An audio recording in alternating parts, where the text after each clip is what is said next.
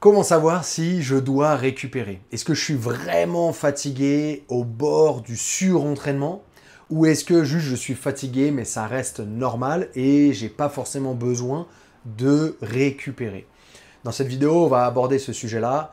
Restez bien jusqu'à la fin parce que je vais vous parler d'un outil que j'utilise moi personnellement depuis maintenant presque un an et qui a vraiment changé ma vie, qui a changé mes entraînements et que quand je vais vous en parler, vous allez dire ah mais en fait quand on regarde bien, tous les sportifs de haut niveau l'utilisent. Donc je vais vous en parler dans cette vidéo-là. Et avant de commencer, pour ceux qui ne me connaissent pas, je m'appelle Nicolas Renier. J'ai 40 ans, ça fait 25 ans que je suis même plus, que je suis dans les sports de combat. Je suis le gérant, fondateur de NR Fight, donc les clubs qui sont sur Paris et maintenant sur Nancy et bientôt j'espère ailleurs en province. Co-fondateur de la plateforme bjjfanatics.fr qui est une plateforme pour apprendre les sports de combat de la maison, donc apprendre les techniques, apprendre les principes. Voilà, très important, depuis que cette plateforme a explosé aux États-Unis, ça a révolutionné vraiment notre sport.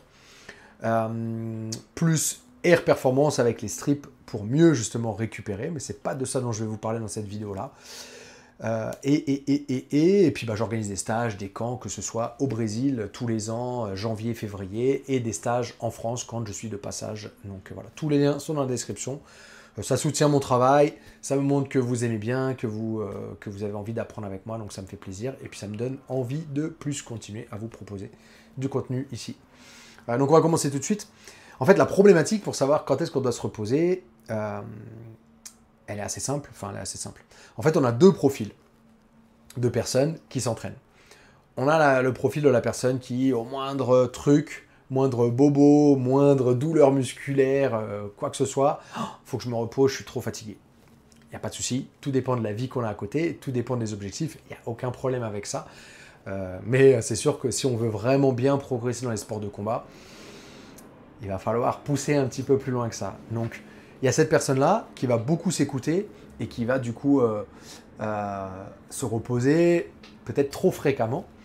Et on a la personne qui est à l'opposé, est dans le dur, est dans le mal, j'ai mal, mais c'est pas grave, j'y vais, qui ne veut jamais se reposer et qui va toujours, qui va pas beaucoup dormir la nuit, qui va pas faire de sieste, qui va vouloir s'entraîner plus et plus et plus et plus et plus et plus, et qui en fait aura pas des bons résultats par rapport à l'effort qui est fourni. Parce qu'il y a une chose qui est importante, c'est que si on arrive à bien gérer la récupération, à la mettre au bon moment et savoir à quel moment, des fois, il faut complètement couper pendant 12 heures, peut-être même 24 heures, si on sait bien faire ça, derrière, on aura tous les bénéfices de l'entraînement. Je ne parle pas que de l'entraînement physique, mais je parle aussi de l'entraînement en sport de combat ou dans n'importe quel sport, ou même pour les études. Il y en a qui font des études et qui travaillent des heures et des heures et des heures et des heures d'affilée et qui en fait derrière, au bout d'un moment ont du mal à assimiler ou ont peut-être pas les résultats qu'ils aimeraient avoir ou la progression ou comment je pourrais dire peut-être la mémorisation des connaissances comme ils aimeraient l'avoir, mais parce que ils n'ont pas eu cette bonne récupération qui n'est pas que, bien évidemment, dormir, faire des siestes. Il y a aussi bien manger, bien boire, faire un peu d'activité physique aussi, etc. Donc bref, ça peut être aussi un autre sujet, mais je pense que c'est aussi lié tout ça. Et donc forcément, il y aura ces deux profils-là, donc celui qui va se reposer trop souvent et celui qui va qui va pas accepter de se reposer. Moi, j'étais beaucoup dans ce cas-là pendant mes 10-15 années de pratique, on va dire, à haut niveau, où il fallait que je m'entraîne, il fallait que je m'entraîne, il fallait que je m'entraîne, il fallait que je m'entraîne, il fallait que je m'entraîne, et il fallait que je m'entraîne toujours plus et plus et plus et plus et plus et plus. Et en fait, en regardant aujourd'hui maintenant comment je gère ça, et comment aussi autour de moi, je vois Mika Galvao, Diogo Reis, les frères Sodré, pour ceux qui connaissent, enfin, on a beaucoup de gens en ce moment qui sont venus, qui sont au club maintenant, qui sont champions du monde, et de voir comment eux, ils gèrent leur récupération, et voir les résultats qu'ils ont derrière physiquement et mentalement, eh bien c'est juste, ça n'a rien à voir avec moi à l'époque. Pourquoi? Parce que ils ont des outils, et ils ont surtout un outil qui leur permet de savoir, et moi aussi aujourd'hui, qui me permet de savoir à quel moment je suis j'ai besoin de me reposer. Parce que des fois, et d'ailleurs c'est marrant parce qu'il y a quelqu'un qui me parlait, c'était Mansour Barnaoui à l'époque, qui me disait ah là là, quand je m'entraîne beaucoup, j'ai l'impression d'être un zombie, en fait je vais à l'entraînement, j'ai pas forcément envie d'y aller, mais j'y vais quand même, etc. Et lui, voilà, il voulait surtout pas se retrouver dans cette zone-là, que moi j'étais tout le temps en fait, pendant 10 ans, 15 ans. Et donc forcément, derrière, on n'a pas les bons retours, on n'a pas les bénéfices. Aussi parce que pour créer de la testostérone, pour que votre corps en crée naturellement, il faut du repos. C'est-à-dire qu'il faut le stimuler et il faut se reposer. Et après, le corps va faire le travail pour pouvoir, donc va créer de la testostérone, vous allez créer du muscle, vous allez mieux récupérer, votre cerveau va être reposé, etc. Donc c'est vraiment important de savoir ça. Et donc, quel est l'outil qu'on utilise pour pouvoir savoir à quel moment ou quel outil moi j'utilise, et vous verrez après, vous observerez bien beaucoup de sportifs de haut niveau, Cristiano Ronaldo, je vois beaucoup de combattants de MMA aussi qui utilisent ça, vous les verrez. Et donc en fait c'est assez simple, tout le monde me demande à chaque fois pourquoi, des fois alors là je l'ai pas, pourquoi tu as 2 montres ou pourquoi tu as 2 bracelets.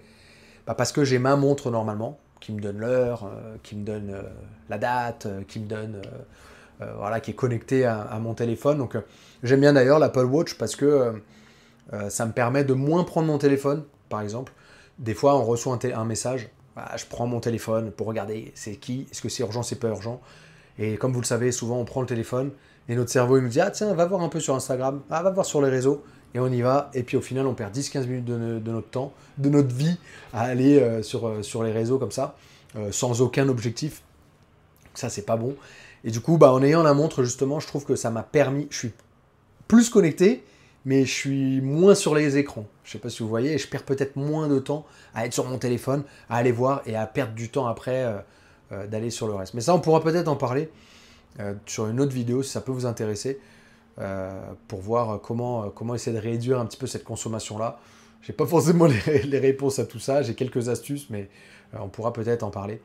Mais voilà, en tout cas, pourquoi j'ai 2 bracelets? Non, bon, là je l'ai pas, j'en ai qu'un seul. Et en fait, ça s'appelle Whoop, W-H-O-O-P. Et quand vous regardez, Cristiano Ronaldo, il en porte, il l'utilise. Alors vous allez dire, il y en a plein qui sont tout le temps très... ah, mais s'il le porte, c'est qu'il veut faire de l'argent, ou je sais pas quoi, c'est un influenceur. Bon.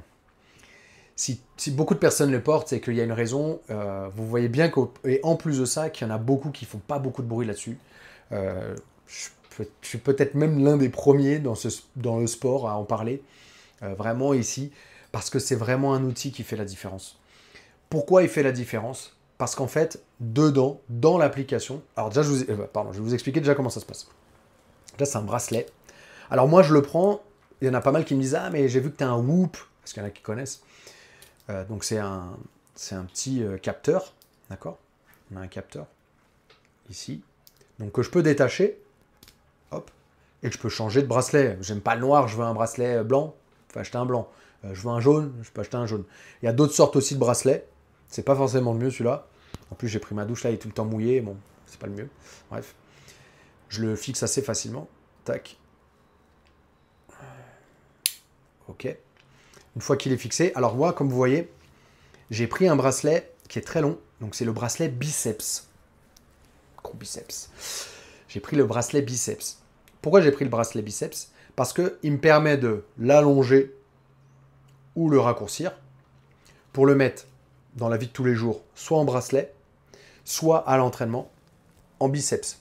Et en fait, quand je le mets en biceps, il y en a qui me disent « Ah, ça ne te dérange pas à l'entraînement ?» Ça ne dérange pas du tout et ça ne va pas blesser parce qu'il est sous le rash-guard.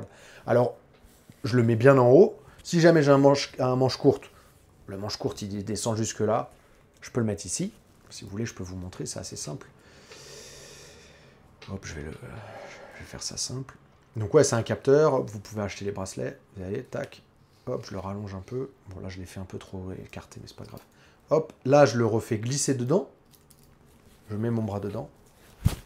Je le mets bien en haut. Je le clipse. Et on est bon. Je vais le laisser là pour le reste de la vidéo. Hop, je le mets ici. Et on est bon. Je peux m'entraîner. C'est ça aussi la problématique. Alors, il y a beaucoup d'autres outils. comme des bagues. Alors les bagues aussi, ça peut être pratique. Maintenant, quand on fait du sport, c'est pas pratique, c'est pas recommandé en plus de faire du sport avec des bagues, et encore plus de faire des sports de combat avec des bagues. C'est vraiment pas bon. Donc ça, c'est vraiment l'outil top pour nous, sportifs de sport de combat, pratiquants de sport de combat, pour pouvoir tout le temps l'avoir sur nous, parce que c'est ça qui est intéressant, c'est de le porter tout le temps. Le porter la nuit, le porter la journée, et donc ça va tout vous calculer. Je ne vais pas tout vous donner, je vous invite à aller voir, peut-être il y aura d'autres vidéos sur YouTube, si vous voulez vous intéresser à ça, un petit peu.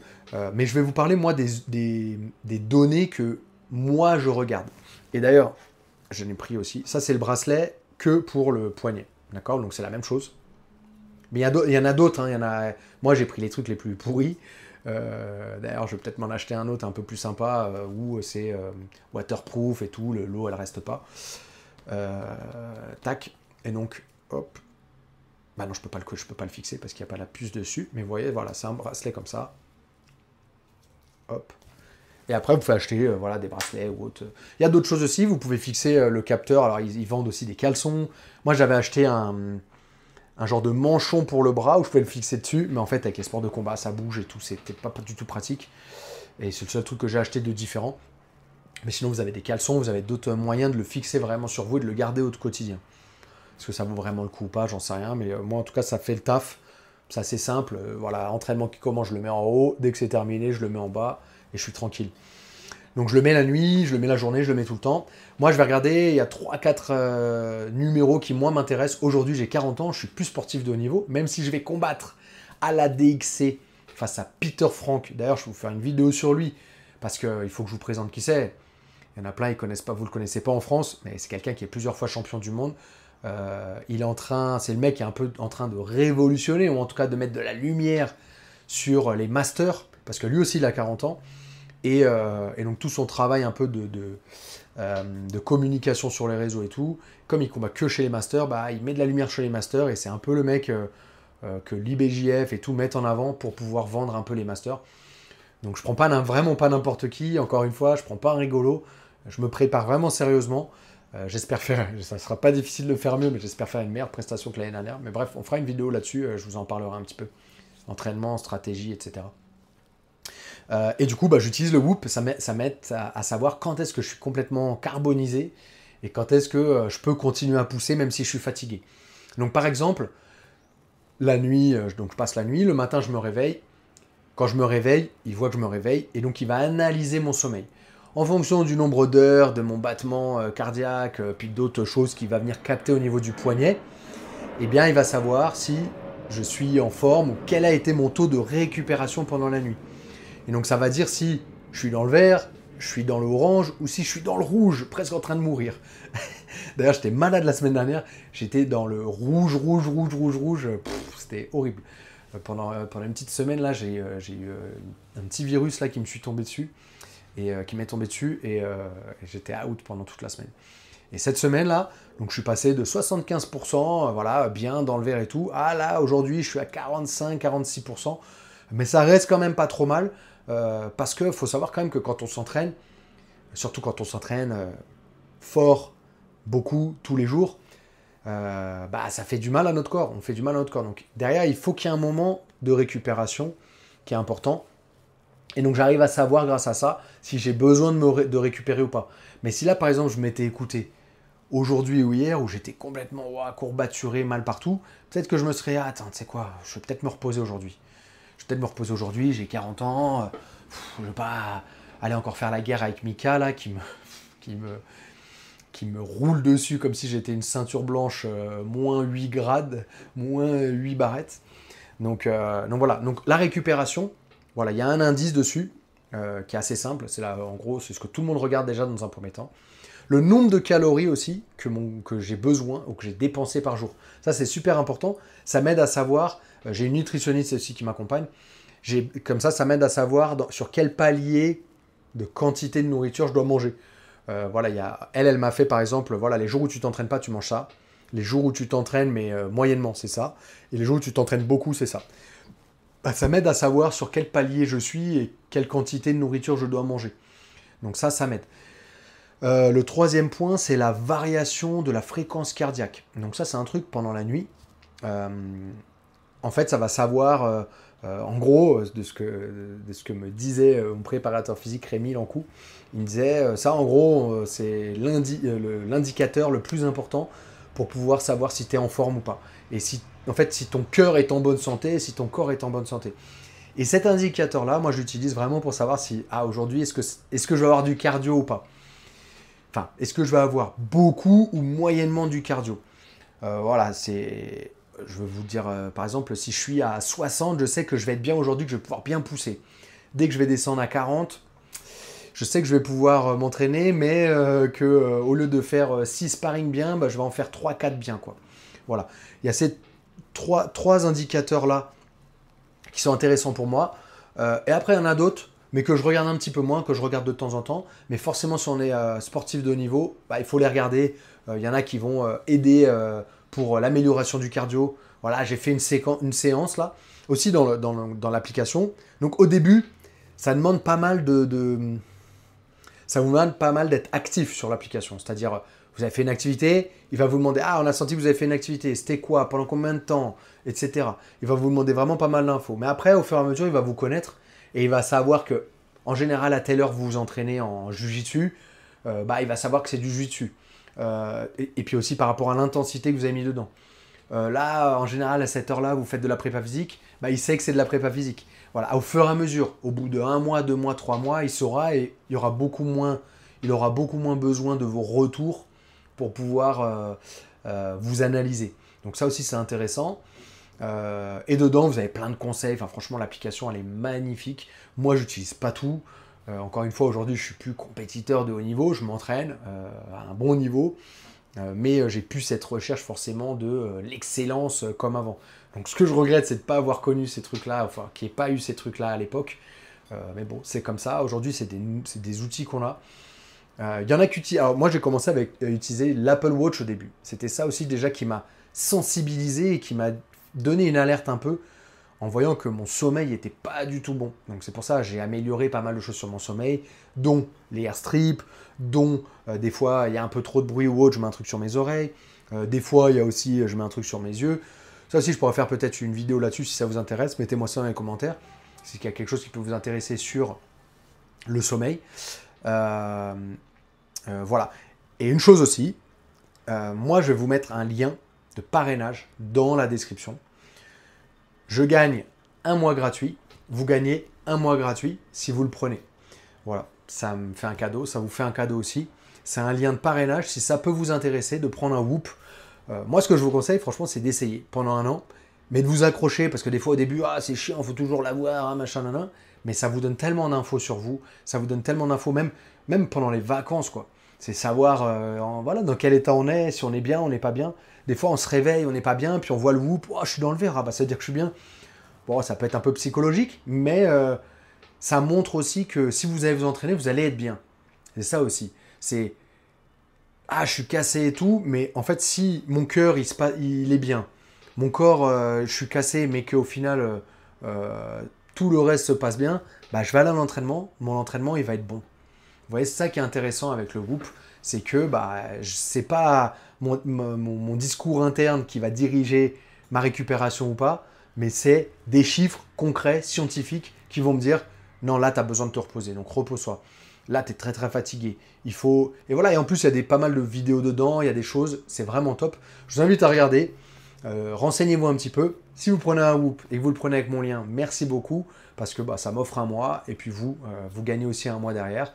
Et puis, bah, n'hésitez pas à me faire un retour derrière pour me dire si ça vous a plu, l'expérience que vous en avez eue. En tout cas, moi, je kiffe à mort. Ma femme, elle en a un et je le recommande vraiment à tout le monde. Voilà. Merci à tous. J'espère que ça vous a plu et on se voit dans la prochaine vidéo. Ossa!